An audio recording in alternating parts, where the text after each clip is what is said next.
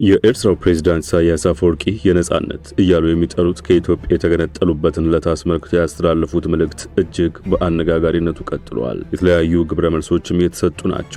በኢትዮጵያ እንደ ጀዋር መሐመድ ያሉ ፖለቲካ ሊቃን፣ እንደ ዮሐንስ ገብረ መስቀል ያሉ ወታደራዊ መኮንኖች የሚሰነዘሩ አስተያየቶችም የጦርነቱን አይቀሬ መሆን አመላካች ሆኖ ተወስደዋል። እነዚህ ነጥቦች እንመለከታለን። አብረን እንቆይ።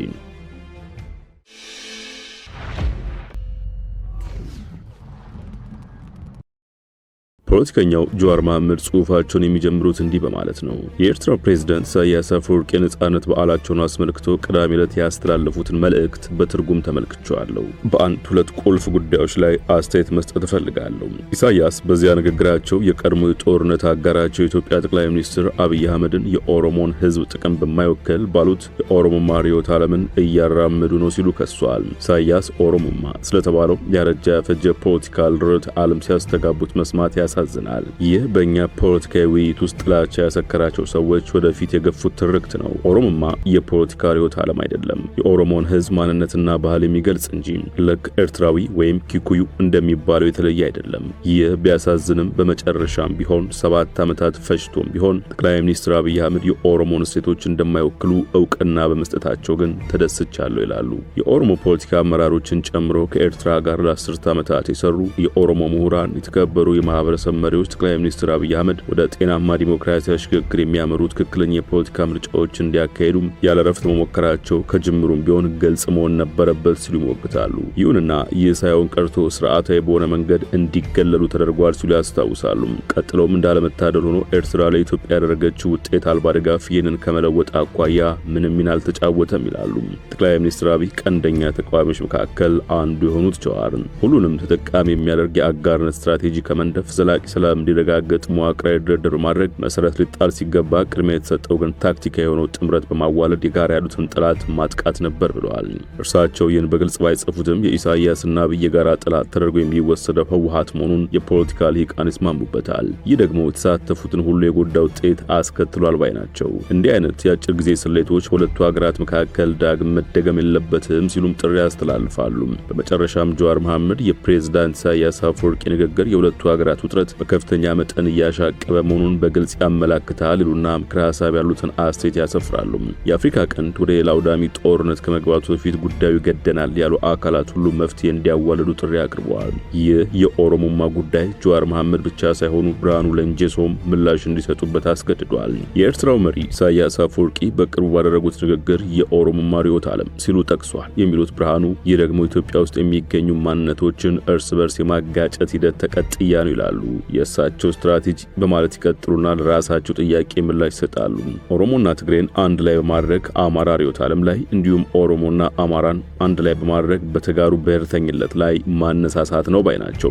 አሁን ደግሞ ከጥቂት ዓመታት በፊት ጽንፈኛ ሲሉ በጠሯቸው ነገር ግን ስማቸውን ባልጠቀሱት ፖለቲከኞች መነዛት የጀመረውን ኢላማ አድርገዋል። እዚህ ግልጽ መሆን አለብን የሚሉት ብርሃኑ ልክ እንደ ጀዋር መሐመድ ሁሉ ኦሮሞማ ርዕዮተ ዓለም አለመሆኑን አጽንኦት ሰጥተውበታል። የኦሮሞ ባህልና ማንነት፣ ቋንቋ፣ ታሪክና ትውፊት መገለጫ መሆኑን አስረድተዋል። የኦሮሞዎች የተኖረ ህይወት መገለጫ እንጂ የፖለቲካ መሳሪያ አይደለም ሲሉም በጽኑ ተከላክለዋል። ኦሮሞማን ርዕዮተ ዓለም ብሎ መፈረጅ ባለጸጋውን ባህል አቃሎ ለከፋፋይ ፖለቲካ መጠቀም ነው ሲሉ ጽሑፋቸውን ቋጭተዋል። ፕሬዝዳንት ኢሳያስ በዚያ ንግግራቸው ብልጽግና የሚመራው መንግስት የውጭ ተላላኪ አድርገው በመሳል ብሎም ለ5 ዓመታት ሙሉ በህዝቡ ላይ ጦርነት ማወጁን አመልክተዋል። በእርግጥ ከተጠቀሰው 5 ዓመት ውስጥ በ2 ዓመት የሰሜን ኢትዮጵያው ጦርነት የእርሳቸው ሀገር ኤርትራ ዋነኛ ተሳታፊ የነበረች ስለመሆኗ በይፋ የወጡ የሀገር አቀፍም ሆነ ዓለም አቀፍ ሪፖርቶች ይጠቁማሉ። ፕሬዝደንቱ የኢትዮጵያና የብልጽግና መንግስት ላይ በቀጥታ እንዲያነጣጠረ መልእክት ከማስተላለፋቸው አስቀድመው የኢትዮጵያ ፖለቲካ ልሂቃን እጅግ የበዙ አስተያየቶችን ሲሰጡ ከርመዋል፣ በመስጠትም ላይ ናቸው። ለአብነት የአማራ ብሔራዊ ንቅናቄ አብን ያወጣው መግለጫና የንቅናቄው ሊቀመንበር እያስተጋቧቸው የሚገኙትን መልእክቶች እናስታውሳቸው። አብን ልክ የዛሬ 1 ወር ገደማ ባወጣው መግለጫ ቃል በቃል እንዲህ ብሎ ነበር። ትናንት ኢትዮጵያ በተዳከመችበት ዘመን ሻዕቢያና ሻቢያና ወያኔ መሩ የጣምራ መንግስታት የፖለቲካ መድረኩን በተቆጣጠሩበት ዘመን በተናጠል ስምምነትና በሁለትዮሽ መመሳጠር በሽግግር መንግስት ወቅት የተገንጣይነት አጀንዳውን የኢትዮጵያን ህዝብ ባላሳተፈበት በቀላሉ እንዲሳካ ተደርጓል። ከዚህ ጋር በተያያዘ ፓርቲያችን አብን ኤርትራ የሚባለው ሀገር የተመሰረተበት ታሪካዊ ሂደት ቅቡልነት ላይ ጥያቄ ያለው ከመሆኑም በላይ ኢትዮጵያ ሀገራችን ታሪካዊ ይዞታ ሆኖ የባህር በር የተገፋችበት የሸፍጥ አካሄድ እንደገና ይፋና ቀዳሚ ሀገራዊ አጀንዳ ሆኖ እንዲያዝና ቁርጠኛ ትግልም እንዲደረግበት ይጠየቃል። በአጠቃላይ ግምገማም ሻቢያ የኢትዮጵያና የቀጣናው መልካ ፖለቲካ ጂኦፖለቲክስ ጉዳዮች ከሰላማዊ ውይይትና ድርድር ይልቅ በግጭትና በጦርነት ብቻ መፈታት አለባቸው የሚል ኃላፊነት የጎደለውና አውዳሚ የሆነ ባህል እንዲንሰራፋ ግንባር ቀደም ሚና ሲጫወት መቆየቱም ኤርትራም ሀገር ከሆነች በኋላም ቢሆን ይህን አመለካከት በፊት አውራሪነት የሚያራምድ ኃይል መሆኑ አጠቃላይም በህዝቦችና በሀገራቱ መካከል ከፍተኛ አማካይና ከትብብር ይልቅ ተናጥላዊ ጥቅምን በሴራና በኃይል ማስፈጸም እንቅስቃሴ ውስጥ ገብቶ በዛው የቀረ ኃይል መሆኑ ዓለም ያወቀው ሀቅ ሆኗል ብሎ ነበር። ይህ የአብን አቋም ታዲያ በጠቅላይ ሚኒስትር አብይ አህመድ ከሚመራው መንግስት ትርክት ጋር በእጅጉ የሚስማማ ነው። አብይ ደጋግሞ እንደተናገሩት ኢትዮጵያ ጂኦግራፊካል ፕሪዝን ወይም መልክዓ ምድራዊ እስር ቤት የመሆኗ ጉዳይ ሊያበቃ ይገባል። የባህር በር ለኢትዮጵያ የመኖር አለመኖር የህልውና ጉዳይ ነው ሲሉ የመንግስታቸውን አቋም አንጸባርቀዋል። አብን ካወጣው መግለጫ በተጨማሪ በሊቀመንበሩ በኩል የሚያስተላልፏቸው መልእክቶችም የዚህ ተቀጥያ ናቸው።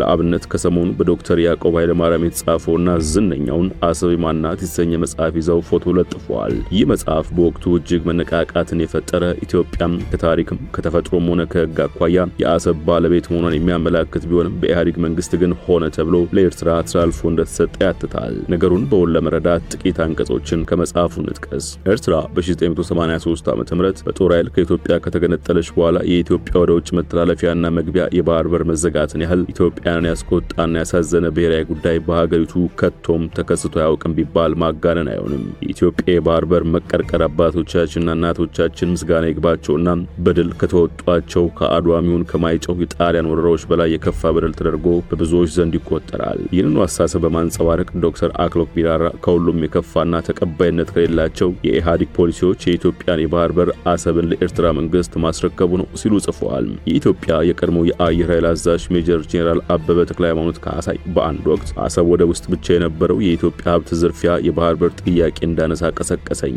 ለምን ህወሓት ኢህአዴግ ይህንን አቋም እንደወሰደም ታሪክ እስኪያጣራ ምስጢር ሆኖ ይቆያል። ሆኖም ለኔ ድንቁርናና አጉል ትዕቢት ነው ብለውት ነበር። የቀድሞ ከፍተኛ የኢህአዴግ ባለስልጣንና የመከላከያ ሚኒስትር የነበሩት ስዬ አብርሃ ተመሳሳይ አቋም በማንጸባረቅ የኢህአዴግን ስህተት ሲገልጹ ጦርነቱ አይቀሬ ከሆነ የራሳችን እምነትና ጠባብ አመለካከት ብቻ ሳይሆን ከታሪክና ከሀገራችን ጥቅም አኳያ የሀገራችን ምሁራን አማክረን የባህር በር የምታገኝበት መንገድ ቀይሰን ያንን በሚያረጋግጥ መልኩ እንዲፈጸም ማድረግ ይገባ ነበር። ሊረሳ የማይቻለው በወቅቱ የሰራነው ስህተት ይሄ ነው። ይህ ደግሞ የራሳችን ግትርነት ነው። እኔ ብቻ ነኝ ትክክል ብሎ ሙጭጭ ማለት ራስን መኮፈስና የሌሎችን ሀሳብ ለማድመጥ አለመሞከር የኖረ የድርጅቱ ችግር ነው ሲሉ ጸጸታቸውን ገልጸዋል።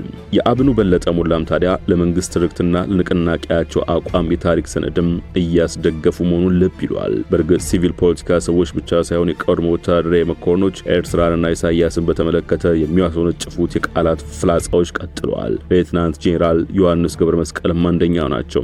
እኚህ ወታደራዊ መኮንን ደጋግመው ወደ ሚዲያ የመጡ ሲሆን ከኤንቢሲ ኢትዮጵያ ጋር ባደረጉት ቆይታ ተከታዮቹን ሀሳቦች አካፍለዋል። ኢሳያስ የመጨረሻ አጠፋፍ ባይዞ ኢሳያስ ባህሪ ልንገር፣ ኢሳያስ እኮ መጥቶ እጅም ሊሰጥ ይችላል። አንድ ጊዜ ከደርግ ጋር ሊደራደር ብሎ ነበር። እንዳትደራደር ብለን እኮ እኛ ሄሮ ሆነናል። አስታውሳለሁ። አሁን ነው የምልህ። አሁንም ኢሳያስ ትግራይን አስበልቶ ለዶክተር አብይ እጁ ሊሰጥ ይችላል ነው ያልክ ያለው። ኢሳያስ ባህሪ የታወቀ ነው። የባህር በር ጥያቄ የብሔራዊ ጥቅም ጉዳይ ነው። ማንም ሊያቆም አይችልም። ኤርትራውያንም ለዚህ እንዲደሙ አልፈልግም የሚሉት ጄኔራሉ በሰላማዊ መንገድ እልባት ቢሰጠው ባይ ናቸው። አክለውም ሻቢያ ንፋስ ላይ ነው ያለው፣ መሬት ላይ ምንም የለም ሲሉ ተደምጠዋል። ቀጥለውም በእርሳቸው አገላለጽ ኤርትራ ላይ ያለው ጭራቅ በቃ ሊባል ይገባዋል ይላሉ። ለዚህ ምክንያታቸው ደግሞ ጦሱ ለኤርትራ ሕዝብ ብቻ ሳይሆን ለኛም እየደረሰን ነው የሚል ሆኗል። መንግስት ያነሳው የወደብ ጥያቄ መመለስ አለበት፣ በየትኛውም መንገድ መመለስ አለበት ሲሉ ተናግሯል። ኢሳያስ በቀዳሚው ንግግራቸው ይህንኑ ትርክት አንስተው ጦርነት ሊቀሰቀስ መሆኑን አመልክቷል። ይህንን ለማሳካት ፕሬዝዳንት ኢሳያስ የውጭ ኃይሎች ባሏቸው እገዛ የኢትዮጵያ መንግስት የጦር መሳሪያ ግዥና የወታደራዊ ዝግጅት ላይ እንደሆነ ጠቅሷል። ፕሬዝዳንት ኢሳያስ በብሔር ተኮር ፌዴራሊዝም የተከሰቱትን በርካታና ተደጋጋሚ አደጋዎች ተከትሎም ከ7 ዓመታት በፊት ታቀደው ለውጥ በኢትዮጵያ ብቻ ሳይሆን በኤርትራና በሌሎች አጎራባች ሀገሮችም የፈጠረው የደስታ ስሜትና ብሩህ ተስፋ በእውነቱ ትውስታችን ነው ብለዋል። ፕሬዝዳንቱ ነገር ግን ተስፋ ሰጪ በሆኑት እድሎች የተናደዱ የውጭ ኃይሎች ስራ አልፈቱም ብለዋል። ባለፉት ጥቂት ዓመታት በኢትዮጵያ ሕዝብ ላይ ያወጇቸው ጦርነቶች በብልጽግና አዲሱ ተኪያቸው ተስፋ መቁረጣቸውን የሚያሳይ ነው። የዚህ መሸፈኛው ብዙ ነው ያሉት ፕሬዝዳንቱ አጀንዳዎቻቸውና አስቀድመው ያቀዱት የታወቀ መሆኑን በደፈናው ተናግረዋል። የውሃን ጉዳይ ያነሳሉ። አባይና ቀይ ባህርን፣ የባህር በር ማግኘትን፣ የኦሮሞ ህዝብን የማይወክለውን የኦሮሞማን አጀንዳ፣ የኩሽንና የሴም ግጭት፣ የአፋር ህዝብና መሬቱን ለሚያመቻቸው ሴራ መጠቀሚያ ማድረግ፣ የብሔር ጦርነትን በሁሉም ቦታዎች ማቀጣጠል ሲሉ ዘርዝረዋል። እነዚህ የታቀዱ ጦርነቶችን ለማስጀመር የጦር መሳሪያዎችና ቴክኖሎጂዎችን ለማግኘት የሚደረገው የግዢ ጥርፊያ፣ ተጓዳኝ ፉከራዎችና ወታደራዊ ዝግጅት ሁሉም ያወቀውና የመዘገበው ነው ሲሉም አክለዋል። ምንም እንኳን ፕሬዝዳንቱ ይህንን የበረታ ውንጀላ ኢትዮጵያ ላይ ቢያሰሙ ቢያንስ የመሰናዶ እስከተዘጋጀበት ጊዜ ድረስ ከመንግስት በኩል የተሰጠ ይፋዊ ምላሽ የለም። ውድ የሸገር ታይምስ ተከታታዮች ለዛሬ ያሰናዳንላችሁ ጥንቅር በዚሁ ተቋጭቷል። ስለተከታተላችሁን አመሰገንን። ጤና ይስጥልን።